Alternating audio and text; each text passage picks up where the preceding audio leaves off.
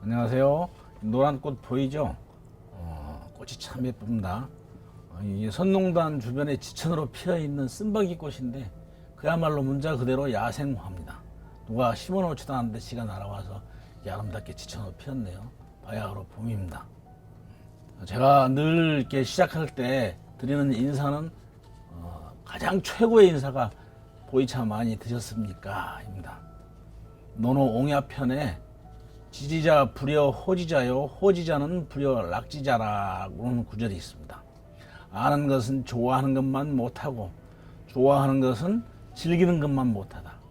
우리 보이차를 접하는 데 있어서도 머릿속으로 지식을 습득하고 하는 것보다 가장 좋은 것은 몸으로 느끼는 거죠. 차를 직접 마시면서 마시는 즐거움을 터득하는 것이 그야말로 가장 행복한 일이 아닌가 생각합니다. 지난주에 보이차 보관에 대해서 얘기했었죠. 많은 사람들이 모두에 제가 얘기했었지만 보이차 보관에 대해서 굉장히 많이들 관심을 가지고 계십니다. 끝나고 난 뒤에 며칠 전에 지방에 계신 분 한 분이 전화가 와가지고 질문을 해주셨어요. 근데 그분이 굉장히 진지하게 강의를 듣고 하신 분이라 내용을 정확하게 이해하고 그리고 그 속에서 본인이 알고 있는 바 이해가 잘 되지 않는 부분, 그런 부분을 아주 고급스러운 질문을 해주셨어요. 그래서 그분이 전화로 물어보시기를 2008년 보이차 종합표준에 거기서 발표한 보이차의 함수율을 선생님이 설명하면서 숙차는 산차가 13%, 기납차가 14%다 라고 말씀하셨는데 그 뒤에는 생차는 산차에 대해서는 언급하지 않고 기납차만 13%다라고 이렇게 말씀을 하셨어요. 그래서 왜 생차에는 산차가 없는지 그걸 좀 이해를 좀 시켜주십시오라고 이렇게 질문하셨습니다. 보이차의 제작 과정에 보면은 그 후발효차로서의 보이차의 진정한 그런 맛, 깊은 맛을 갖게 해주는 그 가공 단계가 마지막에 증압 성형이라고 있었죠. 그러니까 증압한 차와 그렇지 않은 산차는 같은 차를 같은 모료를 가지고 만든 차를 같은 공간에 같은 기간 동안 보관하더라도 나중에 기납한 차가 훨씬 더 그 맛이 깊고 풍부하다라고 하는 것을 지난번에 말씀드린 바 있습니다.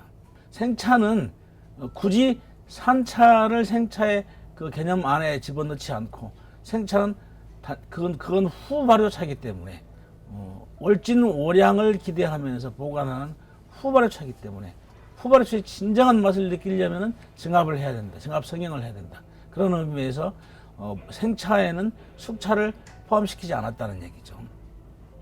오늘은 이제 숙차 얘기를 좀 해볼까 합니다. 본질적인 면에서는 생차와 다를 바가 없죠. 생차를 제작하는 과정에 만든 그 쇠청 모차, 그걸 모료로 해서 또 한 번의 가공 과정, 악퇴라고 하는, 악퇴 발효라고 하는 가공 과정이 추가된 그런 그 숙차, 본질은 같지만은 그 겉으로 드러나는 것만 달라 보이는 이 숙차에 대해서 세상에 보면은 많은 그 편견들이 있고 그 숙차가 가지고 있는 그 본질적인 그런 그 가치를 잘 모르는 분들이 많아서 오늘은 꼭 이걸 한번 짚고 넘어갈까 합니다. 홍콩이나 마카오 사람들은 차를 굉장히 많이 마십니다. 근데 그분들은 보이차가 생차가 가지고 있는 그 고산미, 쓰고 떫은 맛, 그 고산미를 좋아하지 않습니다. 그래서 그 생차를 바로 마시지 않고 습창에 넣었다가, 그러니까 고온 고습한 환경, 홍콩에 많이 존재하는 자연 동굴 같은 데 이런 데 보관해 놓고 했습니다. 50년대 들어서 이미 물을 뿌려서 차에 물을 뿌려서 발효하는 악퇴 발효 기술을 개발했다는 얘기죠. 1958년도에 광동성 차협공사에서 운남성의 모차를, 쇠청 모차를 가져다가 광동 지역에서 나는 차나무의 쇠청 모차와 병배를 해서 숙차를 만드는데 성공을 했습니다.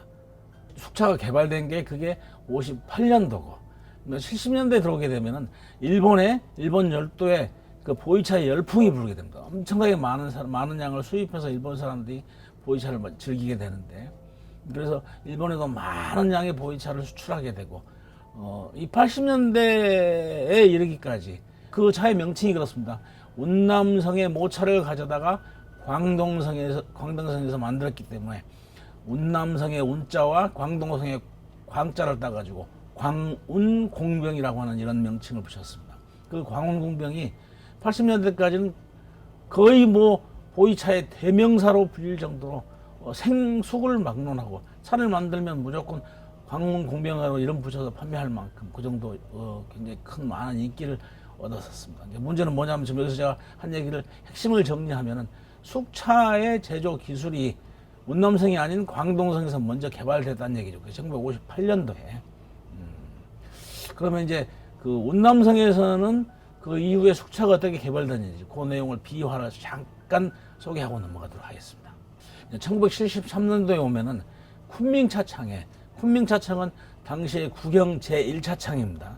쿤밍차창의 그 전차를 만드는 모료. 전에 설명했었죠. 전차를 만들 때는 모료가 되게 그 등급이 어떻게 됐습니까? 9급과 10급의 모료를 주로 많이 쓴다 그랬죠. 근데 그 9급과 10급의 모료가 산더미처럼 쌓여 있었는데 그것을 차를 팔지 못하고 아주 그 찻잎이 처치곤란한 상태에 놓여 있었습니다. 그래서 거기서 이제 중국 토산축산진출구공사 운남성 차협분공사에서 그걸 줄여서 성차사라고 얘기하죠. 성차사에서 이제 흔히 또 어떤 사람도 중차공사라고 얘기하기도 합니다. 그 성차사에서 그 운남 지역의 국영차창의 기술자들을 차출해가지고 그 사람들을 광동성에 파견하게 된다. 대표적인 사람이 여러분들 우리 기에 굉장히 익숙한 분이 있습니다. 추병량 씨라고 당시 명예차창의 제작 기술자였는데 그 추병량 씨와 오계영 이런 사람들을 광동성에 파견해가지고 기술을 습득하게 합니다. 그래서 드디어 1973년도에 그 광동성의 악태 발효 기술을 그걸 습득해서 운남성에서 그 모료를 가지고 숙차를 만드는데 성공하게 됩니다. 이 숫자를 잘 기억하셔야 됩니다. 제가 왜 이야기를 하는지 아주 중요한 그 얘기가 뒤에 이어지니까. 1973년도에 그 운남성에서 악태 발효 기술을 성공했다. 그래서 이제 75년도에 들어서 명예차창, 국영 제2차창이죠. 명예차창에서 드디어 이제 대량 생산에 들어갑니다. 그럼으로써 그 현대 보이차의 새로운 시대가 장을 열게 되는 겁니다. 이제 제가 이 얘기를 왜 하느냐, 잠깐 제가 소개해드릴 차가 하나 있습니다. 시중에 나다지는 차 중에 아주 악명 높은 차가 있어서 제가 이 차를 소개해드리려고 합니다. 이 차는 여기 자세히 보시면은 여러분 지금 인쇄가 좀 정확하진 않은데 시중에 이런 차들이 엄청나게 많은 차들이 돌아다닙니다. 이게 2008년도부터 나타나기 시작해가지고 중국 내에서도 언론에서 이게 청대의 차다, 청나라 시대의 차다라고 이렇게 띄워가면서 초기에는 뭐 억대에 이렇게 거래됐던 적이 있습니다. 근데 지금은 뭐 동대문 시장이나 남대문 시장의 길바닥 아니면 제가 있는 이 동대문구 지역에 뭐 경동시장에 가면 길가에서도 이런 차를 파는 분도 있고 동묘시장에 가면은 노점에서 땅바닥에 쫙 깔아놓고 팔기도 합니다. 모습을 자세히 보시면요. 지금 이 겉에 그 포장을 그때 당시 이 차가 처음 등장할 때는 이 사람들이 뭐 돈피 가지고 썼다 아니면 돼지 오줌볼을 가지고 포장을 했다 등등등 여러 가지 썰들이 많았었습니다. 지금도 여러분 자세히 보시면은 이게 일반 우리가 그 보이차를 포장하는 포장지가 종이가 아니고 이런 장판지 두꺼운 장판지에 기름이 잔뜩 먹여져 있는 그런 종이를 포장지로 사용하고 있습니다. 모양은 또 요것뿐만이 아니죠. 요것뿐만이 아니고 요놈은 지금 병차 형태인데 병차를 보면은 여기 고리 있죠. 두 개의 병차가 합쳐져 있는 두 개를 합쳐가지고 하나로 판매하는 그 모습을 보여주고 있는데 요놈도 있고 요런 놈도 있고 시중에 보면 굉장히 많은 차들이 이런 차들이 돌아다니고 있습니다. 이 차는 또 전차 형태입니다. 전부 다 억조풍호라고 하는 그런 포장을 가지고 있는데 전차 형태로 이렇게 포장해서 판매가 되고 있습니다. 유통이 되고 있고요. 조금 이따 제가 이놈의 정체에 대해서 말씀드리겠습니다. 여러분이 지금 보시기에 지난번에 제가 보이차의 그 보관에 가서 얘기하면서 흡치성 언급했습니다. 보이차의 흡치성. 그런 게 머릿속에 있다면 이 차를 보는 순간 어떤 분들은 금방 그 의문을 가지실 수 있습니다. 보이차는 흡치성이 강한데 만약에 이런 차를 보이차를 돼지 오줌보로 만들었다 아니면 양피로 만들었다 돈피로 만들었다 등등등 이런 그 가죽으로 포장을 해서 오랜 동안 보관한다면 공기 중에 습기를 머금어가지고 굉장히 이게 부패한 냄새가 많이 나겠죠. 그것들은 온통 다 차에 배들기 마련입니다. 맛이 적합하지 않습니다. 개념이 없는 짓이죠. 근데 이게 이 양반들이 처음에 이 차를 소개할 때는 이게 황제가 마시는 차였기 때문에 황제한테 진상하기 위해서는 고급의 그 동물 가죽을 사용했다라고 이렇게 둘러대고 있습니다. 제가 이제 둘러댄다라고 하는 의미를 선택하는 이유는 그 행간의 의미를 여러분 잘 읽어보실 수 있을 겁니다. 정직하지 않은, 정확하지 않은 내용들이기 때문에 그렇습니다. 요놈은 또, 제가 그 지인께서 또 티베트 쪽에 가셨다가 사오셨다는데, 물론 같은 놈들이, 티베트뿐만이 아니고 중국 전역에, 그리고 대한민국에까지 엄청난 양들이 많이 돌아다닙니다. 초기에 이제 이 차가 국내에 들어왔을 때, 청나라때 차다라고 이렇게 소문이 나기 시작하면서 국내에 차를 좀 마신다는 분들이 뭐 잡지사에서 주최를 해가지고 이 차를 시음하기 위한 차회를 지방에서 개최한 걸 제가 기사를 읽은 바 있는데, 그중에 내로라 하는 분들이 많이 모였다 그래요. 그중에 어떤 분은 마시고 나오면서 야 정말 수백 년 된 차를, 이런 오래된 차를 마시고 나니까 정말 그 몸속에 막혔던 기가 뻥 뚫리는 이런 느낌이 난다라고 감탄하는 그런 내용들이 잡지에 실린 걸 보고 제가 나중에 이 차의 정체를 밝히고 난 다음에 정말 실소를 금치 못했던 적이 있습니다. 제가 지금부터 이 차의 비밀을 잠깐 말씀드리겠습니다. 이 차는요, 차를 그 포장을 뜯어가지고 안에 차를 벗겨보면은 그 속에 두 편의 차가 들어있는데 정체는 숙차입니다. 청나라 때 차라고 하면 당연히 그 속에 생차가 들어있어야 되죠. 그리고 만약에 진짜 그 속에 생차가 들어있었다라고 한다면, 청나라 때 만든 생차라고 한다면 지금 거의 보물급이죠.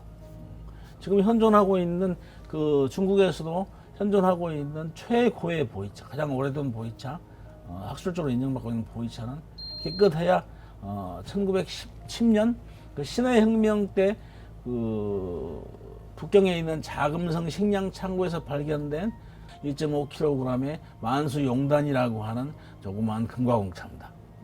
그러면 지금 자금성 그 박물관에, 고궁박물관 안에 잘 관리되고 보관되어 있는데, 그런 차는 지금 거의 뭐 보물로 지금 그 지정이 되어 있습니다. 이런 차들은 어떻습니까? 열어보니까 숙차가 들어있다. 방금 그 처음 시작 부분에 제가 말씀드렸죠. 숙차의 제작 기술이, 보이차 숙차의 제작 기술이 개발된 연도가 몇 년도라 그랬습니까? 꼭 기억하셔야 된다 그랬죠. 1973년도에 숙차를 만든 기술이 개발이 되고, 그리고 75년부터 본격적인 생산에, 대량 생산에 들어갔다. 그렇다면 이 차는 아무리 오래 잡아도 73년 이전 차일 수는 없는 거죠. 그런 차들을 그 이후에, 그리고 그것도 포장을 벗겨보면 아주 최근에 만든 굉장히 저렴한 그 가격에 그 숙차를, 그것을 두 편을 집어넣고 포장해가지고 청나라 시대 때의 차다라고 해서 이것을 시중에서 혹세무민하고 있다는 얘기죠. 지금도 얼마 전에 내가 이 차를 지금 오늘 강의해드리려고 자료를 찾다 보니까 그 인터넷에 어떤 부분이 올린 글이 있더라고요. 내가 이런 차를, 청나라 때 차를 구했는데, 그분은 역시 억조풍호라고 하는 그 포장을 가지고 있는 그런 차인데, 이건 그 대주 가죽이나 이런 포장을 하지 않고 항아리 안에 산차 상태로 들어있는 차고, 그리고 거기에다가 이런 그 포장을, 상표를 거기다가 도자기 위에다 붙여놓고, 그것도 그 무덤 속에서 도구를 한 차다. 이전에 청나라 시대 때 아주 높은 그 관직에 있었던 분의 묘에서 몰래 도구를 했는데, 그래서 그런 분들이 마시기 위한 차로서, 고급의 차로 마시기 위해서는 이런 도자기 안에 포장을 했었다 라고 이렇게 얘기하고 있습니다. 그래서 사람들을 모집하는 그런 그 내용을 올린 걸 봤습니다. 차에 참가비를 받고 이 사람들에게 청나라 차를 우리가 경험해보자 라고 홍보하고 있는 내용을 본 적이 있었어요.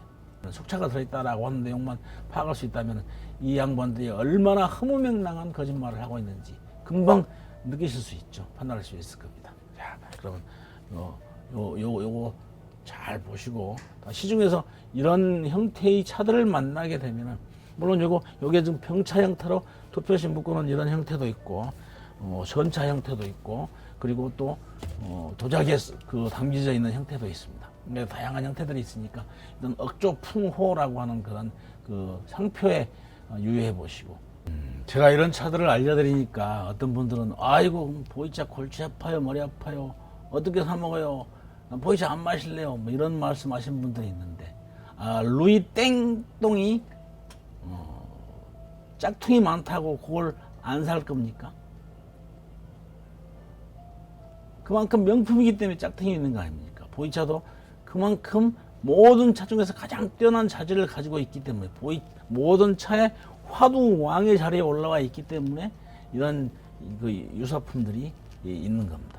그러니까 앞으로 제 강의 열심히 들으시고 제 강의만 열심히 따라 듣고 그리고 여기서 언급해 주는 것들만 그것만 골라낼 줄 안다면은 정말 자질이 좋은 보이차를 정말 저렴하게 착한 가격에 사서 마실 수 있는 그런 길들이 앞으로 무궁무진하게 뚫릴 겁니다.